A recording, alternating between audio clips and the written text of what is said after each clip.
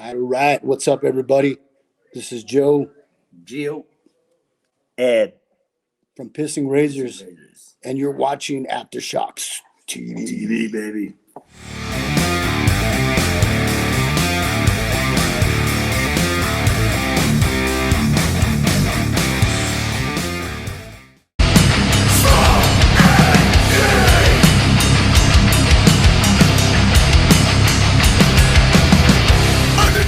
AFTERSHOCKS TV, thanks to everyone for tuning in once again to another episode.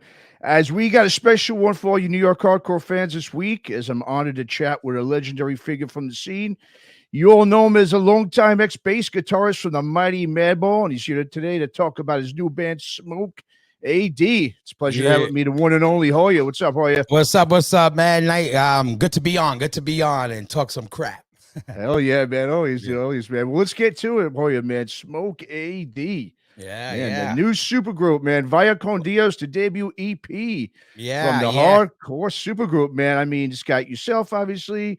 It's got Sean Martin, ex-Hatebreed, Twitch and Tongues, and of course, one of my all-time favorite vocalists, Ezec from Crown of Thorns and Scarhead, man. Hell yeah. Comes out May 7th, man. So, I mean, this is obviously your first release since you left Madball last summer. So, I mean, this has got to be, I mean, musically, man, this has got to be the heaviest shit you've ever done, I think, man. Would you agree? Absolutely. Hands down, and that was the plan, I was always the crossover guy, the metal guy in the band, I always, that's what I brought to Madball when I played. But obviously, Madball comes from the pure, more towards the punk side of the hardcore thing. There was so much you could push it. I pushed throughout the years. I pushed it as much as I could.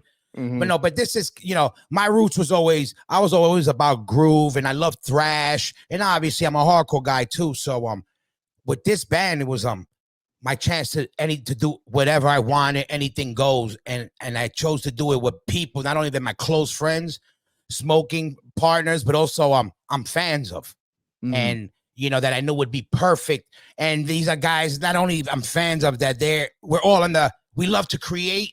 So I was excited to see what was going to come out. You know what I mean? And I'm psyched on what came out. I'm really proud of it. Yeah, man. Well, you should be. Like I said, it's a kick-ass record, man. And so this has been something now, obviously, like you said, you've probably been thinking about, I guess, doing this for a while.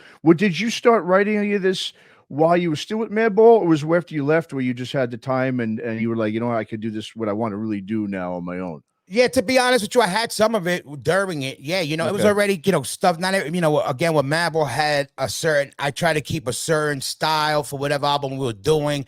And, there was always kind of a concept in that way. I already had these other songs that I wanted to do, and I started putting together and just figuring out when I was going to do it. I knew that's where I was going to lean towards.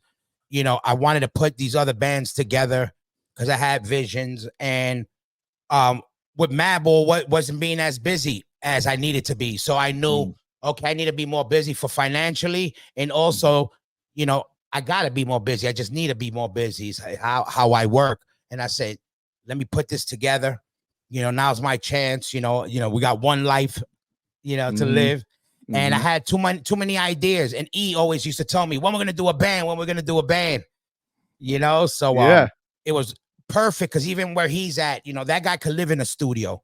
You know what I mean? He loves it. And that's what I wanted to do. I basically wanted to make, I'm lucky to have friends that are talented. I'm fans of their bands, and they're also my good friends. I wanted to get special forces to do this. So I didn't have to, I wrote the songs and I put this and that. Sean produced the track for the industrial track, but I wrote all the lyrics and all the other stuff. But it was more like, this is what I got. Now pass it through your hands. Sean, put your things to it. I ain't micromanaging none. It's all a vibe, a feel. It ain't about, it's my song, your song. It's about, let's kill this shit. Let's make a dope track and get people interested in something new. You know what I mean? Hell yeah, man. Well, yeah, you just bring it up, man. You said getting Ezec on board with you. I think the last time that you guys did anything together was that Scarhead EP, right? About 30 years ago, right? Yeah, for sure. And I filled in for Scarhead back in the day, and he always wanted to do something. He's always, and again, when I do something, I go full blast. So I was doing the whole Madball thing, and then when I decided to move, I needed to know, like, my next thing is going to be full blast. I need people who are going to be full blast. And I knew E was already on that tip mentally. I know, that's my brother since we're little kids. Mhm. And Sure. I never seen him this focused. So I was like, okay, now's my time to Nice. get him and be like, okay, let's really buckle down. Let's just live this music shit, Nice. Yeah. Yes. And we had a blast, man. And again, I'm psyched on the music. I'm really excited again about writing music. Hell yeah, man. Well, and that's the thing too. With him, man, it's like, I always said that he'd be a fucking great metal vocalist, man. And that's what's great hearing on this record. Not only, like you said, is it heavier than Madball, but you brought, but also hearing him singing, metallic straight, all the way through, man. I think that's what also stands out on this record too, man. And I'm glad you said that, because that was something we worked on, because we know everybody expected him, because he does a lot of rapping, that he's gonna do rapping, and I made it a point that he wasn't gonna rap, because I love hip hop, but this isn't in a hip hop band, and I wanted, I had a vision on this one, and he's done that screaming style, and I pointed it out in old songs. I said, I want that Ezec. Nice. And so when I put lyrics together, I had all these lyrics. I would lay him down, show him, and then say, okay, now you go do your lyrics and do the E on it. But I knew it would be with me producing the lyrics with him. It wouldn't be his typical cadences that people were used to. And I think it worked, where people were able to see, a different range of him in a good way also, like a different side of him. And I think he sounds great. I'm psyched, man. I'm really psyched on what he did with especially with the time we had. We didn't have a lot of time,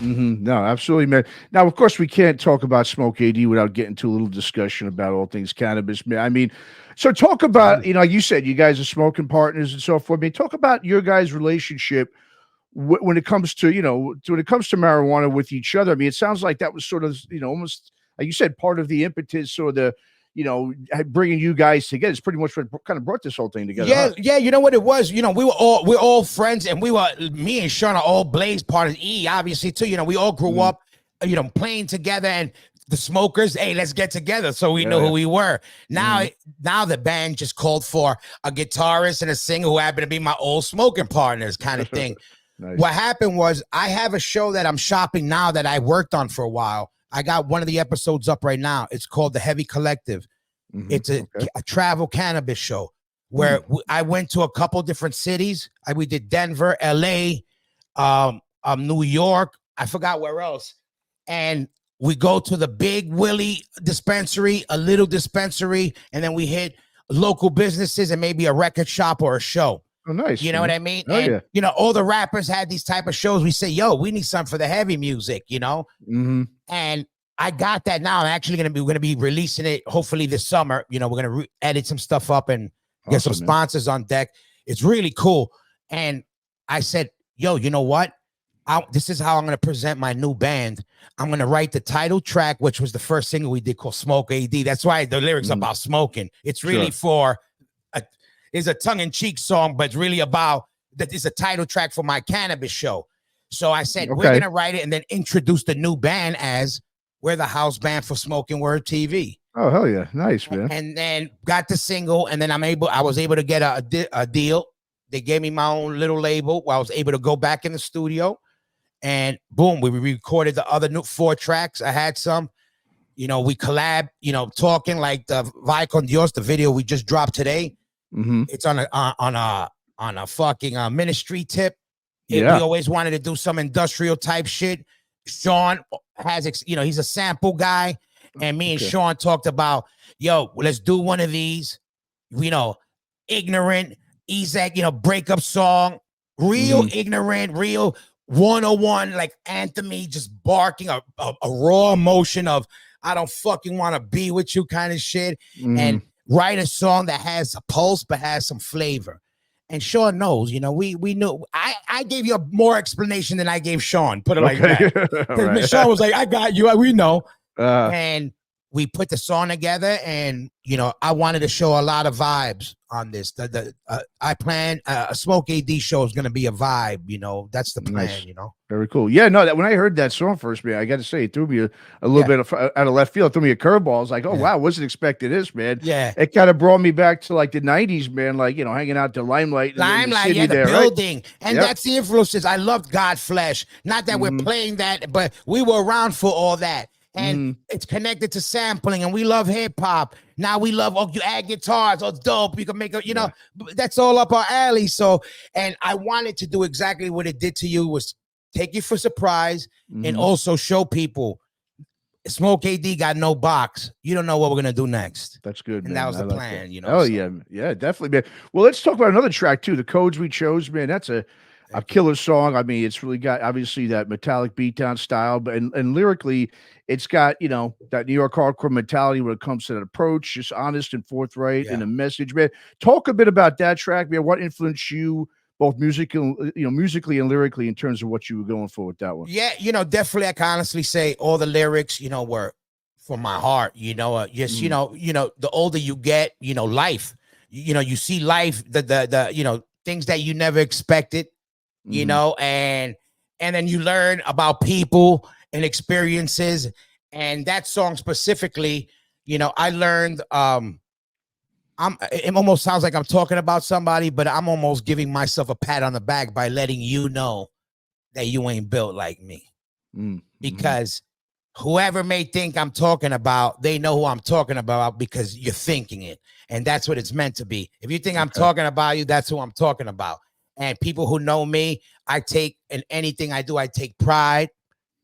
I got a big mouth and I can't hide. So I'm in your face. I'm always around. Easy to find, but that's how I live my life. And I learned the older I got, not everybody's like that. So And, you know, again, these songs just came out. I didn't sit to think of a theme or whatever. I just let it rock and it came out, you know? Yeah. Awesome, man. And I Awesome. love the track. It's really, I'm psyched Oh, on yeah. that track. I think it was a good representation of like, that's the essence of what SMOKE AxD's sound is right there, that track. You know, I think as a whole, like it I all gotcha. is, but you know, we could take it everywhere, but that has a little bit of everything, I think, you know.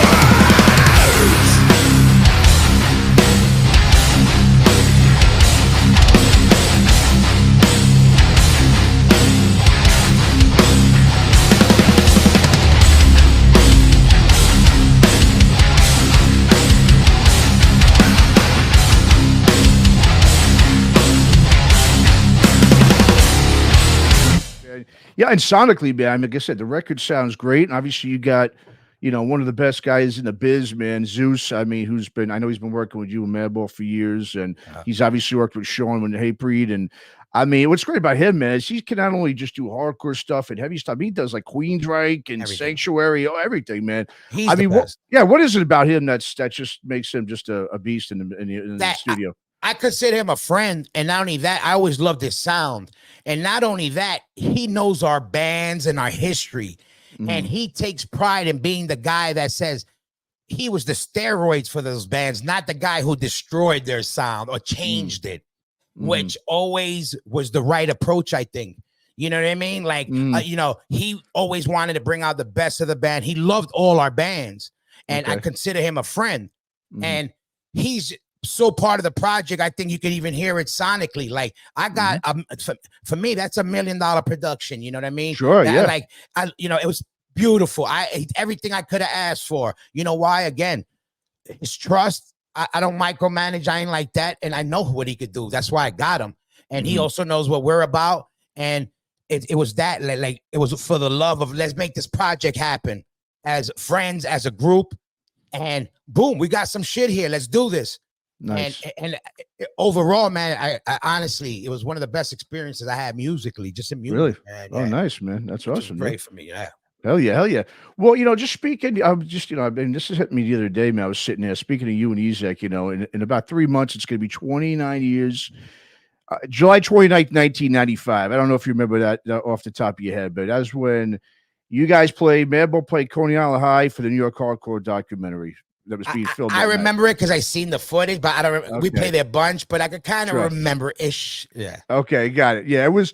Well, I mean, that was a magical night for me, especially as a fan, and just it was also hellaciously fucking hot that night. I remember it was suffocatingly hot, man. I think James But, Dijon. Yeah, I remember a bunch of Stabby. I remember that. I think I remember that. Yeah. It was crazy, man. But I mean, that was probably one of my most if not the most New York, memorable New York hardcore show, just because of the buzz in that place. And it was the first time I saw Crown of Thorns, and I fell in love with Deb that night. But to me, like I said, I mean, to me as a music fan, that was like up there from watching Game 6 of the Mets at '86. Man, that was just a really memorable night. But I mean, what I loved about it was such an intimate show. I mean, there were so many people on the stage. I mean, obviously you can't do that anymore, but it was just so infectious. It inspired a lot of people like myself. I started a hardcore label out in LA. A handful of years later, I signed the band Count Time. I put their first record out. Oh yeah.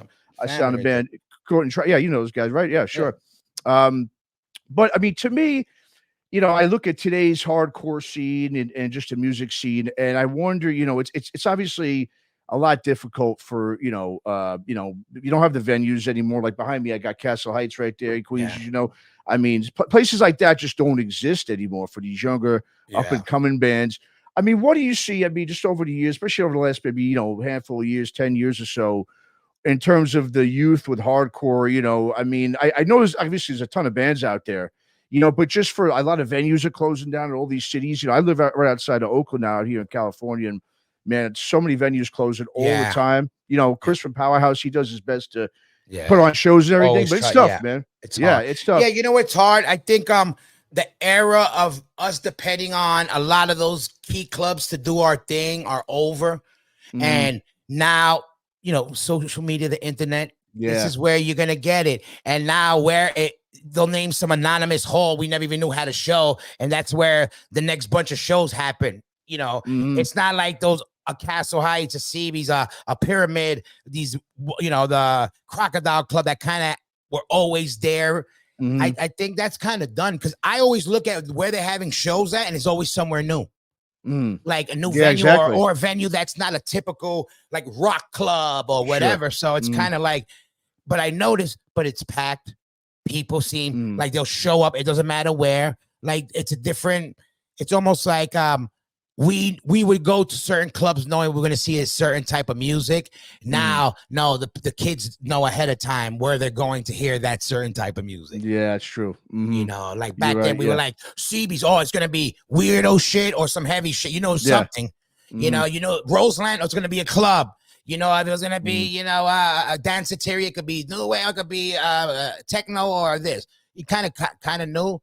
Now people just go, okay, where we're going to go see this band, this band, this band. It doesn't matter venue. It ain't, not in a bad or good way. I just think it don't matter to today's kid like it did with us. Like, there you go. That's I think what it comes down to. Yeah. Like I say, I don't want to sound like this old guy. Back in my day, but like back then I could say, I was able to say, where you at? Oh, Berkeley Square in the Pound. Boom. Everybody knew. Now, since then, there's a billion clubs that are cool and have packed, but I used to love being able to be like, oh, okay. You could pinpoint it, and you knew what you were getting into, and it's cool. No, totally, man. Speaking now, of course, of Queens and some legendary hardcore figures, obviously last week we just lost a great one. Vocalist, frontman, of course, Eddie Sutton, Eddie Pompanillo, Eddie Leeway, from the legendary crossover K's, man. As a Queens guy yourself, talk to me about your, either best memory of the guys in Leo, or just seeing them back in the day, old school days. Talk a little bit about that, man. Everything you just said. One of my biggest influences. I saw them. One of the best shows I ever seen was the Super Bowl when he had the fucking skeleton suit. He went up with a wireless to he was on the fucking balcony. I never seen nothing like that. They sounded like a machine. Everything. I'm also happy that I got him on the podcast. I was also happy that in my later years, I was never, not that I was never close. I just didn't know him that good as a kid. I knew him as what's up, what's up. Always a super fan. As I got older, we became more cool with each other. And talking with him, we would stay in touch. He would hit me up, and he'd hit me up with certain, not advice, but like, yo, tapping in, and we keep I was happy to have this relationship with him. I used to tell him, OG, man, yo, you don't know. You guys are big fans. I told all those guys, like, my whole style, like, they brought, I was able to have swag in a thing that I thought couldn't have swag. A scene that I thought it was about a mohawk and maybe some weirdo, piercings. And I'm like, no, you could be this dude with the hat and have a bop, but still enjoy the heavy shit. Okay, yo, that's what I fuck with. And why you think you have what we got, like what the swaggy and that type of flavor. That's Eddie Leeway. Rest in peace. Yeah, hands down. Yeah. Hands down. I always said I think he was the best pure vocalist in New York hardcore. Technique wise, absolutely. Yeah. Right. My favorite hardcore singer is Anthony Raw Deal, but Eddie, technically, he's a real singer. I listen to him every day before he passed a couple of weeks. I hit up E. I go, yo, how dope is Leeway? I let it on random. And even the records I didn't like have dope shit on it. Yeah. Those later ones. Cool right? tracks. You may say it's not Born to Expire, but it's still a cool track. Or, wow, he sounds good. Or, wow, that little part, man, the drums are killing it.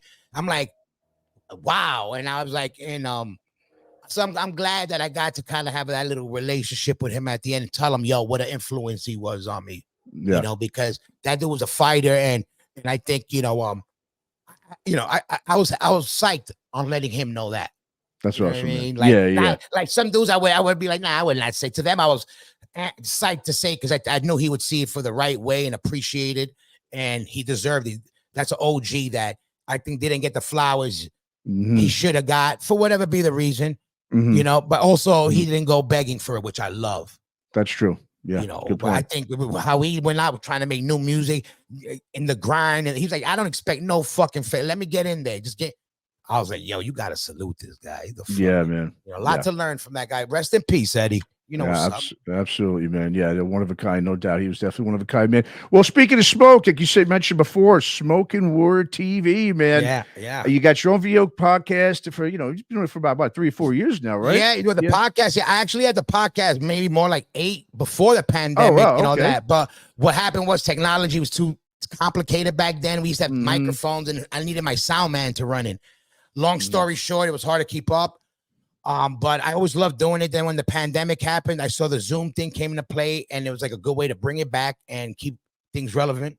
And then ever since, I didn't stop. And then I built, I said, I wanted to do something like a sports center for heavy music. That's the hard corner, where I was like, we could promote some shows, new bands, and whatever we have popping, and jump that on. And then I do the podcast, and then just growing the channel and the band. I'm just trying to, do what I love to do, is make and create stuff. And I built a house where I could have all this stuff live in it, and people are welcome to come in anytime they want. That's awesome, man. Yeah. You did an episode, it was a couple of years ago, I think it was, with Billy Milano, man. That was pretty classic, man. It's hard to get that guy on. Yeah, it's hard to get him to do those, man. So he did a really good one. Yeah, he's an old friend, and I was glad he does it, because he's a special character, and he's a guy, like I said on the interview, I hated his guts at one point. He was saying that, and he fucking won me over, and I fought to hate him. I get it though. I tell him, I understand why people may hate, because he's an abrasive guy and people don't get it. But I see the wrestler in that, and I love wrestling, so I get it. Nice, So, but yeah, again, I for me, it ain't my opinion. I bring people to talk shit. I enjoy, not even to start beef. I just like talking to people, myself, and finding out the questions I always had, with some of these bands, like the little tidbits and shit, Sure, man. Yeah, absolutely. Well, so what are you going to be doing with the Smoking Word? I mean, is it, how often do you put out an episode? Is it just when you get the chance to? Or I was more on a roll to the layout of this EP was, and I kind of got a little caught up with stuff. But we were doing we were putting out a podcast every week, every 2 weeks, and then the Hard Corner was every week. We would go on and drop a weekly show and whatever. Now every 2 weeks or so. Now I got everything recorded and laid out for the EP. Now we're coming back with more consistent show times and all that, because I got a lot of guests, and the stuff with the show I want to do also, like, be able to bring live guests into our Hard Corner show and have them tap in from the shows and let people know, again, what they're doing and try to promote their brands. I'm just trying to make a springboard. If I can help somebody bounce their shit off me, if I got to bounce something and they got something that can help, boom. That's how we do it. In the end. Yeah, absolutely, man. That's all we're trying to do. Make a network of people doing it. That's sweet, man. That's awesome, dude. Yeah. Well, in terms of now the EP, man, what are you guys gonna do now in terms of playing shows? I mean, you gonna play like some local shows here, some festivals? What's the plan? Yeah. I'm glad you asked. The original plan was like, we'll take in. Eventually, we're gonna start playing. Fuck that. We playing everywhere. That's the plan. Right. Oh, yeah. Nice. Obviously, Sean's our Nomad member. That was the thing, because we know he had Twitching Tongues and Umbra, and they just dropped records. So Sean will be popping up, but we got something in the works. I'm coming with a machine, to take people's heads off. And the plan is this summer, we're going to be everywhere. And the plan is to take it overseas, to take it everywhere. This is a real band. It ain't a project. Oh, good. Okay. We weren't expecting to be this active this soon, but we want to be this active this soon because we have a lot of opportunities that are coming our way, and we're ready. We're so psyched that we want we want to do this shit live and take advantage of life while we're still here to do it. Yeah, sure, man. I'm sure. Especially after, going through that pandemic, and obviously kind of get your mind thinking putting in a different perspective, I think, than before. Yeah. And I was going to ask you, starting now a new band, after you've been with Madball for 30 plus years, I mean, it was a kind of overwhelming kind of starting this at first, going like, man, like, where do I begin? How do I get there? Or did you already have sort of a plan in place, sort of at least in the back of your mind of what you wanted to do when you started this? Yeah, I already knew how, being around long enough, I knew what I had to do and how things work. Definitely, I know I'm starting fresh, but again, I was like, I was so ready for that. Like, I'm the type of dude that I look at murky waters and I say, want to jump in? Yeah. Like you go, I'll go. But I'm down to look, and I ain't scared. My whole thing was, again, I don't do nothing unless I believe in it and full blast. And I believe in myself more than anything, more than ever now in my life. So I said, this is what I'm going to do. I told myself this about the last 10 years of my life, 8 years of my life. Anything that that don't make me feel good and I have an option to not do it, I'm not doing it. And that's what I've been doing. Straight up, because you know what? All my patients go to my children. They're the only ones who deserve it. Because I get unconditional love from them. Sure. No, so they deserve it. They deserve it. And otherwise, so it was a big step, but I didn't see it that way because, again, to me, it's like, I'm going to do what I do. I hope people like it. Yeah, you're putting something, your bare stuff out there. But it's like, I'm not worried about you're seeing the real me if you like it or not. Because that's what it is. Lyrically, musically, you never seen a more real representation of myself than on these songs. I could say that. Nice. You right 1,000,000,000% right now, if people like it or not. So I'm cool with it. If people don't like it, you know what I mean? It's me. And that's just it's real shit. That's for sure. You know what I mean? Yeah. Well, I mean, everyone I've talked to, man, loves it, man. There's no one I've heard say anything but positive things about it, man. And just, quick, the title track, track and the name of the album, Vaya con Dios, which obviously it translates in English to Go With God. I mean, just from a personal standpoint, not to get too deep into it, but that's something I feel like, that's gone on just in society is everyone's gone away from God and not towards God. Is that something like a message that you have at all with the song, with the album title? It wasn't specifically that. It was a breakup song. So it was basically a way of saying, all right, good luck. Go with God. Okay. But I don't mind people bringing that convo up. I don't mind saying it because I do agree with you that nobody's talking about church. We're talking about, a religion. We're talking about an energy, and I got my own encounters in life, and whatever you want to call it, got me to what I'm doing now, and on the strength of that, again, not on some religious shit, but I always believe in God. It got me over humps, and even if God is a maybe, guess what? that maybe is going to get you to tomorrow, and that tomorrow might be where you get saved. So right. people take that shit as, oh, they want a guy who's going to give them, is going to zap $1 million in their bank account, or going to make them fly. No, maybe it ain't that. Maybe you think that life should be given to you and you feel obligated for stuff to be given to you, but that's not life.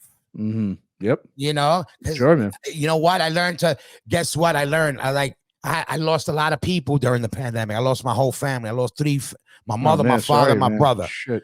And I never felt more alive than ever. No. So that's good. Yeah. You know why? For my family to rest in peace, they got to know I'm good on this earth. That's why I'm at the gym at 4 a.m. That's why I grind on my music. That's why my children are getting raised in my main focus. I need my family on the afterlife to rest in peace. So I got to kill shit on earth. I need to make enough noise on this planet that they can hear me up there. And that's the fucking plan. Awesome, man. Love hearing that. That's plan. I love it. I love it. Love that attitude, man. It's great, man. Well, for everyone out there, check it out now. It's coming out May 7th. Smoke AD, Via Con Dios. Like I said, there's 2 videos out there. 3 singles, I think, now with the title track. 3 videos. Right? Yep. That's right. Yeah. So it just came out. Fantastic. Go check it out. So, Hoya, man, where should we send the listeners, the viewers, man, to go buy the album, buy some merch, check out all this stuff? Yeah, absolutely. Listen, definitely. There's a pre-order going on for the vinyl. We got cool colors. We got a rust, a green, and a gold.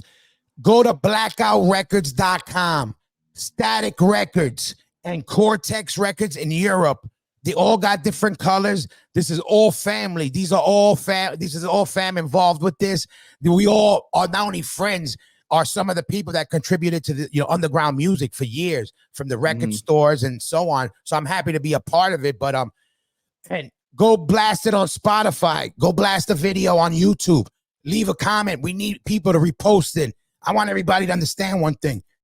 We don't have a machine behind this. We just have us and the people like you and people where we could get on and spread the word. And if you love the music and you love the vibe, or you just love me, or you love E, or hate us and just want people to hate it more, pass it around. Passing it around means more than telling people you like it. I think, you know what I mean? It's, it's going to get it around to more people, and we're psyched on it. We're very proud of it. And I'm psyched on my whole family, the whole Smoke AD family. And and shout out to everybody who's feeling it, because again, I want people to feel it. I'm doing it for people. I want people to be like, all right, we got a new horse in the race. You know what I mean? Hell yeah, man. Absolutely, man. Well, I look forward to seeing hopefully you guys on the road, man. Smoke AD, Via Con Dios. Everyone go check it out, man. And Hoya, dude, thanks so much for coming on and talking to me, man. Thank you, bro. And good luck with everything, man. Oh yeah, man.